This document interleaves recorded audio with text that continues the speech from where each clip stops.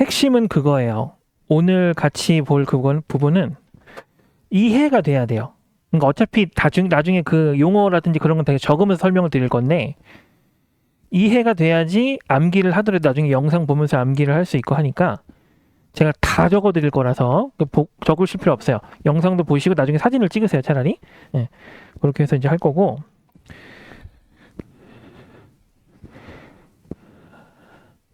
뭐 다른 부분도 공부를 나중에 하고 하실 테지만 아까도 방금 말씀하셨잖아요. F7 어쩌고저쩌고 이렇게 말씀하셨잖아요. 알려달라고.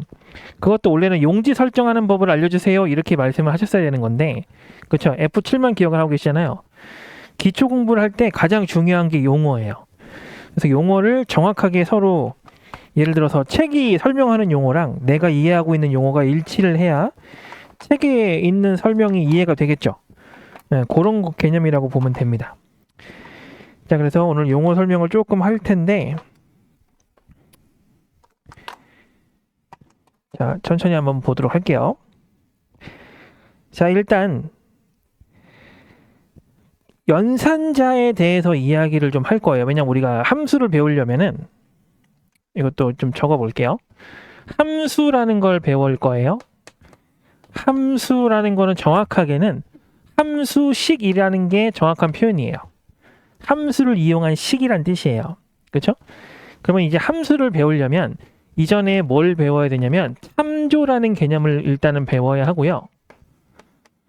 그리고 참조를 배우기 전에 또 뭘 배워야 하냐면 계산식이라는 걸 배워야 됩니다. 근데 계산식이라는 게 어려운 게 아니라 우리가 평소에 더하기 빼기 곱하기 나누기 괄호도 하고 막 하잖아요. 계산기 두들길 때 하는 것처럼 그게 계산식이에요. 근데 그걸 엑셀에다 입력을 하는 거잖아요. 그러니까 그거부터 해서 참조를 배워야 그 다음에 함수를 배울 수 있다, 공부할 수 있다 이런 얘기예요. 그래서 요거부터 갈 겁니다.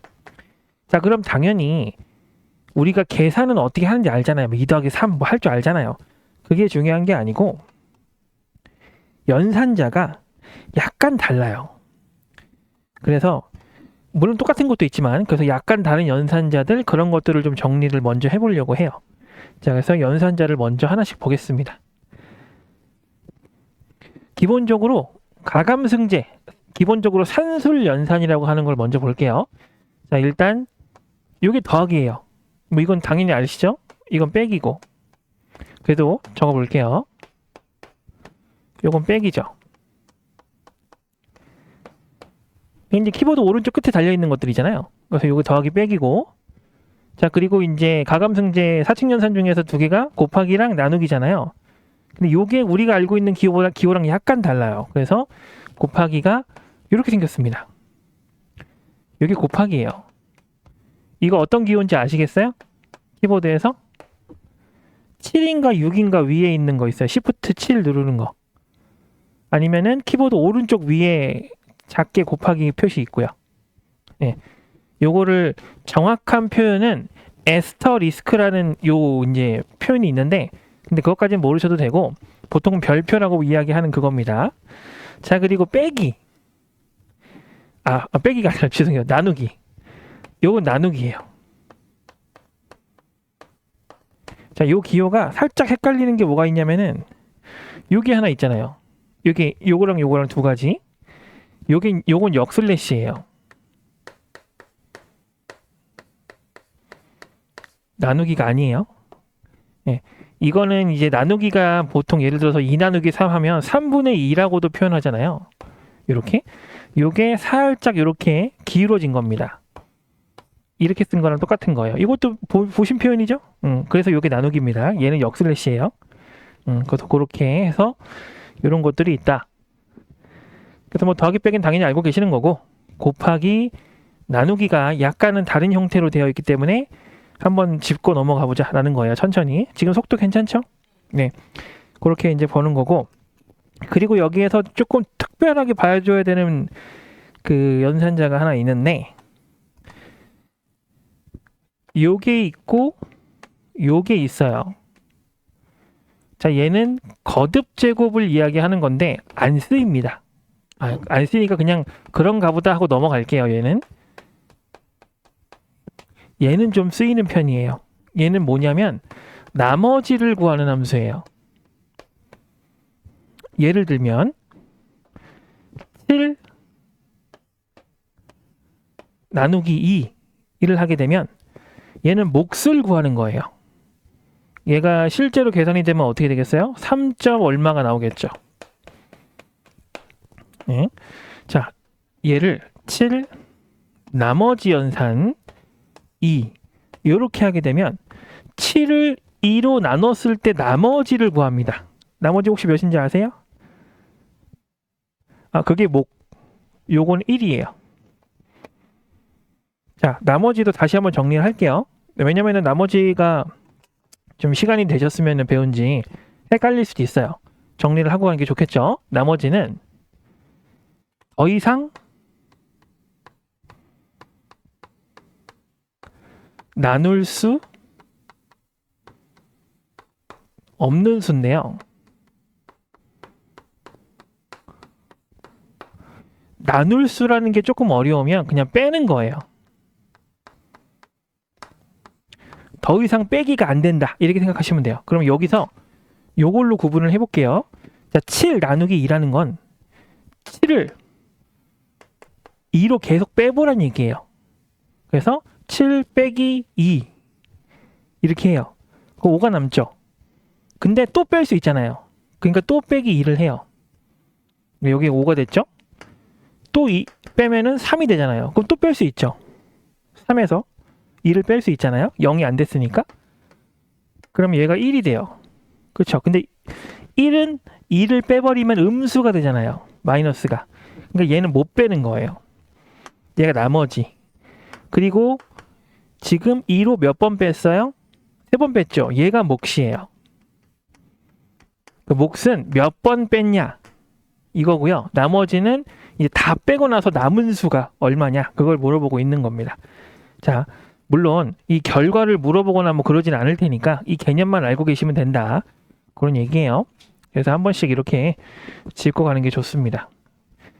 그 학생분이 공부를 실제로 할 때는 나머지 값이 얼마지? 하면 계산해 보시면 돼요. 그냥 계산기 두들기듯이 그냥 엑셀에다가 쳐보시면 되는 거라 특별한 게 없어요. 자, 이래 놓고 또 하나쯤 체크를 해야 되는 이제 연산자가 있는데 지금까지는 그냥 그래도 우리가 한 번씩은 봤던 나머지 뭐 이런 거잖아요. 더하기 빼기.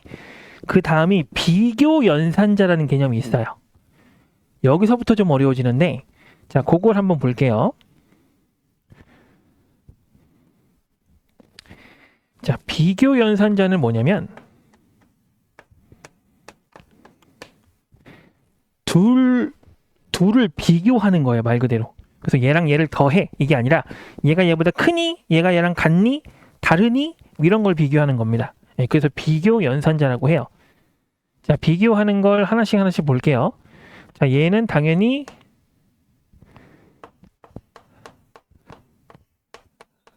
같음을 비교하는 거고요.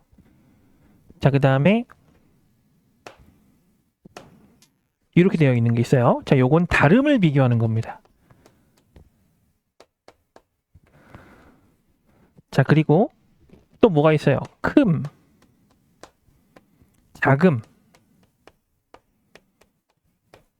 이상, 이하가 있습니다. 조금 풀어서는 이상은 크거나 같다, 이하는 작거나 같다 이렇게 표현을 하잖아요. 그 정도는 알고 계세요? 적을까요? 괜찮아요? 네. 자, 그래서 기호를 추가로 써보면 크다라는 건 결국에 이거 아니면 이걸 텐데 요걸지 조금 애매하잖아요. 자, 요거 제가 여기다 적어 놓을게요. 나중에 영상 보실 때 편하게 왼쪽을 기준으로 적어 주시면 돼요.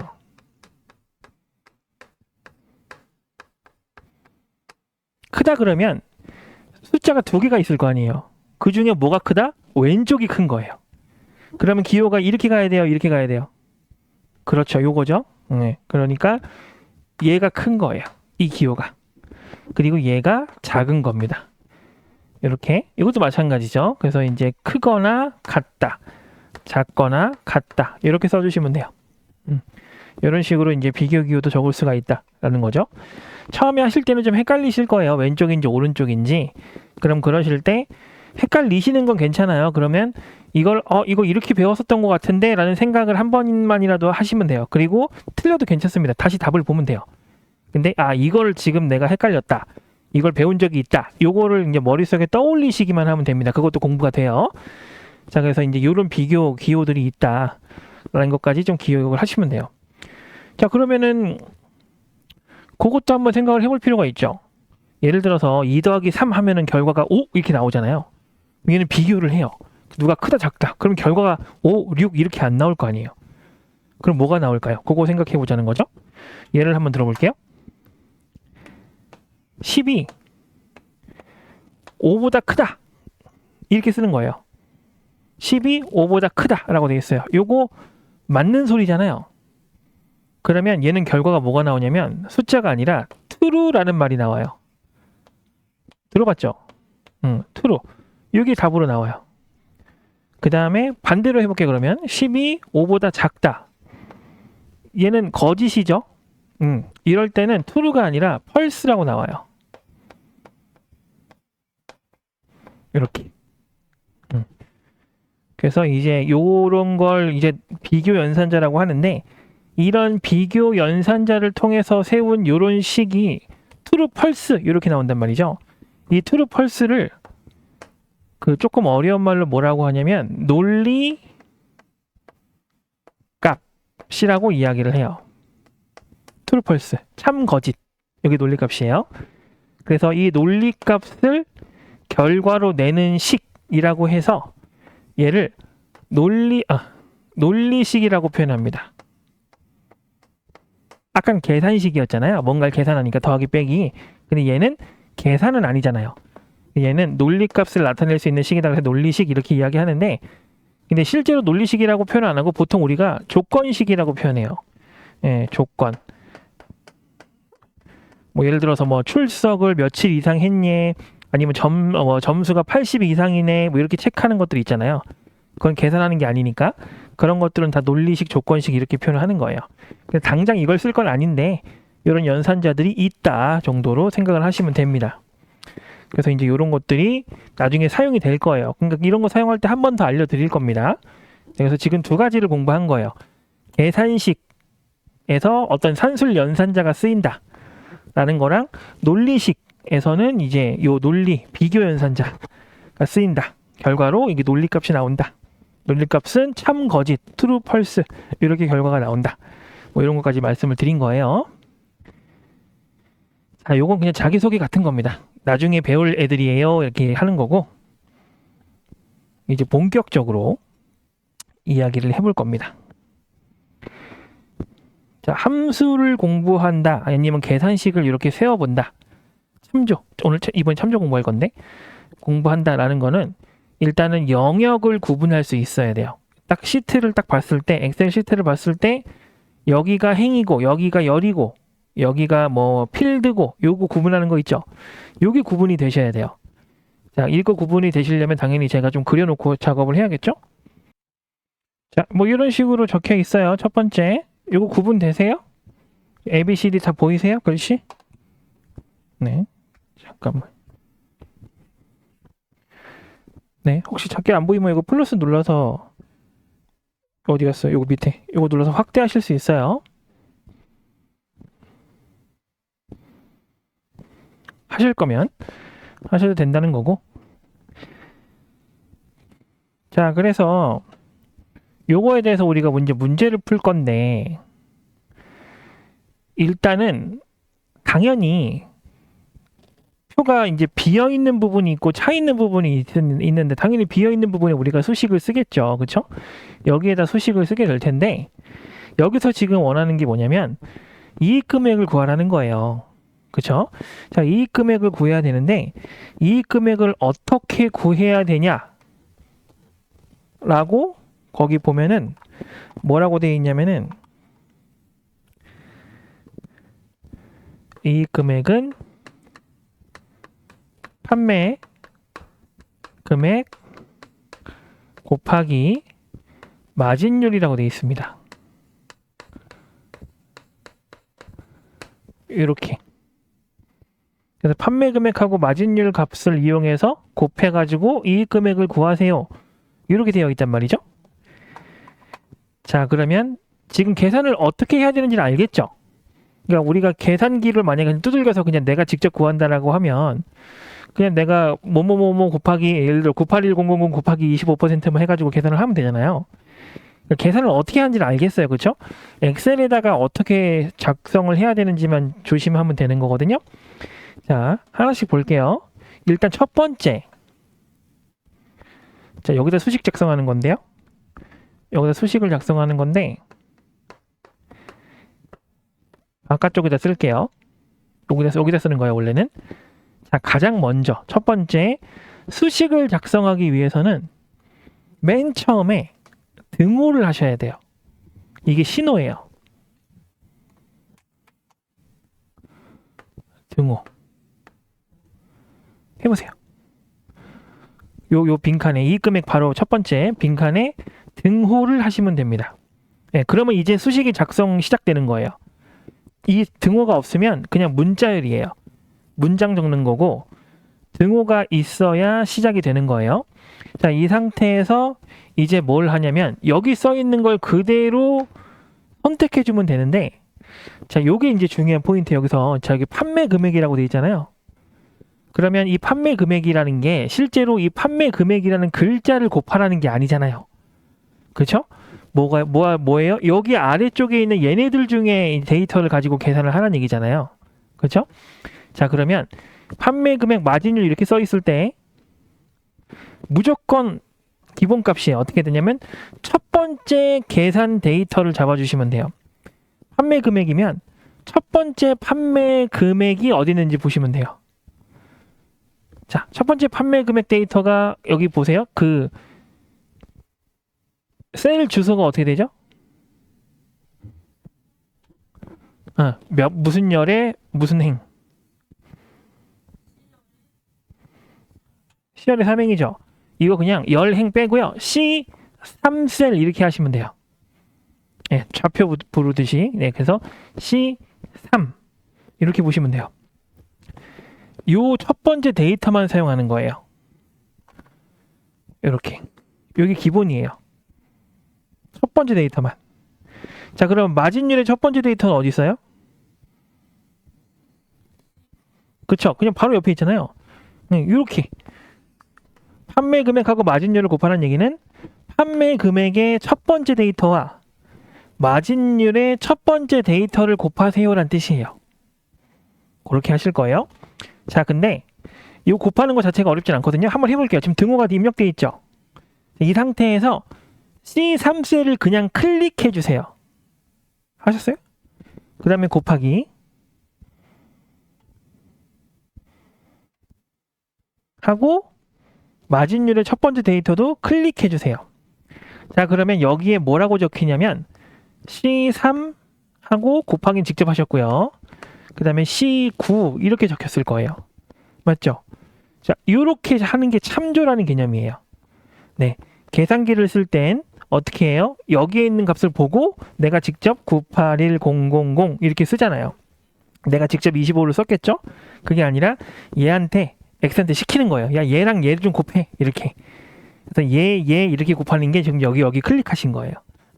그래서 판매 금액하고 마진율을 계산해야 되니까 판매 금액 첫 번째 데이터, 마진율 첫 번째 데이터를 하나씩 그냥 내가 이렇게 찍어준 거예요. 야, 얘랑 얘를 좀 곱해라. 이렇게. 이해되시죠? 그렇게 곱하는 거예요.